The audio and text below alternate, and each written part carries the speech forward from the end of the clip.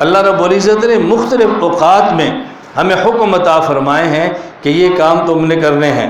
کوئی زندگی میں ایک بار ہے حج، کوئی سال میں ایک بار ہے جیسے زکوٰۃ ہے، عید کی نماز ہے سال میں ایک بار ہے، رمضان کا روزہ سال میں ایک بار ہے، سال بعد رمضان کا روزہ ہے، سال بعد۔ اور روزہ کتنا ہے؟ 29 دن یا 30 دن۔ ایک دن مہینے کے لیے اپنی ترتیب بدل ڈالو، دکان زیادہ کھولنے کی بجائے کم کھول لو، گاہک کم آ جائیں گے تو کیا فرق پڑے گا؟ اور ذمہ دار ایک مہینے کی ترتیب بدل دے، کیا فرق پڑتا ہے؟ مزدور ایک مہینے کی ترتیب بدل دے، کچھ نہیں ہوتا۔ اور اگر کچھ بھی نہ کریں، 11 مہینے کماتے ہیں، اگر ایک مہینے نہ کمایا تو پھر کیا ہوگا؟ کتنے ہمارے دوست ہیں جو پاکستان سے باہر رہتے ہیں، مزدوری کرتے ہیں، سال میں مہینے 2 مہینے کی گھر آتے ہیں، کوئی مزدوری نہیں کرتے، جو باہر کمایا ہوتا ہے وہ کھاتے ہیں۔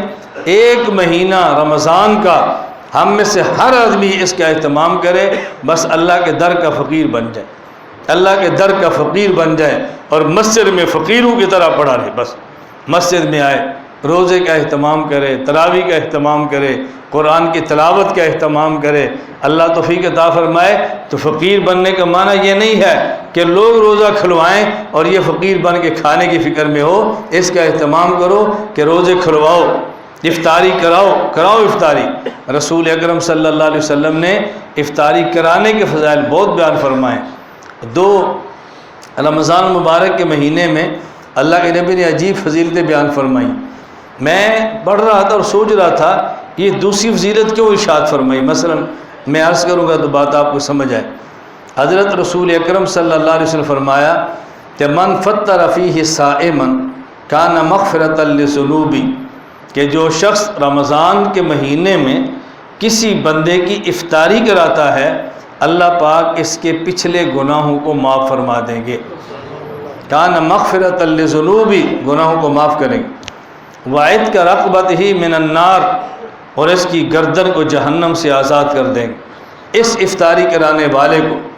وکان لہ مثل اجرہ من غیر ان ینقص شیء، اور جو اجر روزے دار کو ملتا ہے یہ الگ ملے گا، روزہ کرانے والے کو روزے دار کا اجر بھی ملے گا۔ اس کا معنی یہ نہیں کہ جس نے روزہ کیا اس کا اجر ختم ہو جائے گا، اس کو اپنا اجر بھی ملے گا اور افطاری کرانے والے کو بھی روزہ رکھنے کا اجر الگ ملے گا۔ اپنا اجر الگ ہے اور دوسرے کے روزے کا اجر الگ ہے۔ یہ اللہ کے نبی نے فضیلت بیان فرمائی۔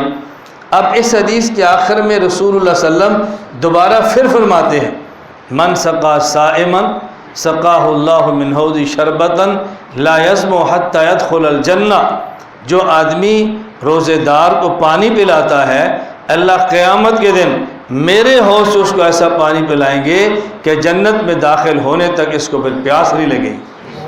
اللہ کے نبی کیا فرما رہے ہیں؟